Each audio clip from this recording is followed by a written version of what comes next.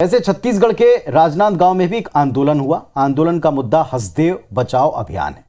इसके समर्थन में एक रैली निकली। दूसरी तरफ मुख्यमंत्री भूपेश बघेल ने हसदेव बचाओ अभियान के नाम पर फैलाई जाने वाली अफवाहों का पुरजोर खंडन किया। अडानी की जागीर नहीं।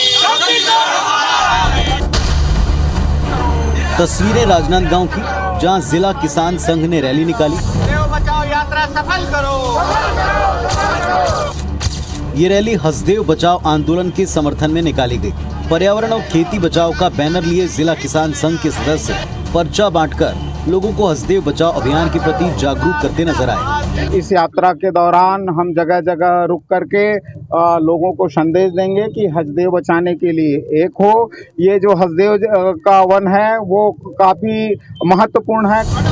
तो ये कहना है हसदेव बचाओ आंदोलन का समर्थन करने वालों का, लेकिन ये भी सच है कि इस अभियान के नाम पर अफवाह भी फैलाई जा रही है। गलत तथ्यों का प्रचार किया जा रहा है, जिस पर आज सीएम भूपेश बघेल आक्रामक नजर आए। 8,000 पेड़ साहब कटेंगे। हल्ला कितना है? 8 लाख पेड़ कब गिन लिए भैया? हम छत्तीसगढ़ के जंगलों या यहाँ के आदिवासियों के हितों में कहीं कोई समझौता नहीं करेंगे। देश प्रदेश के विकास के लिए बिजली जरूरी है और बिजली के लिए कोयला उत्खनन करना जरूरी है, लेकिन पर्यावरण को बचाना भी उतना ही जरूरी है। कहने का अर्थ ये कि विकास पर्यावरण में संतुलन होना चाहिए और इस अहम मसले पर कम से कम राजनीति कतई नहीं होनी चाहिए।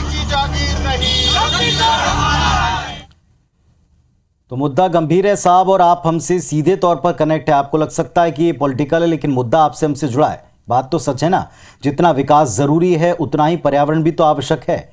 बिजली जरूरी है तो कोयला तो चाहिए ही होगा। हमारे देश में लोकतंत्र है और अतीत में पर्यावरण को लेकर कई सारे आंदोलन हमने देखे हैं। आज पर्यावरण संरक्षण और विकास के ताने बाने को जरा डिकोड कर लें। औद्योगिक विकास के मेटल यानी कोयले का खनन बहुत जरूरी।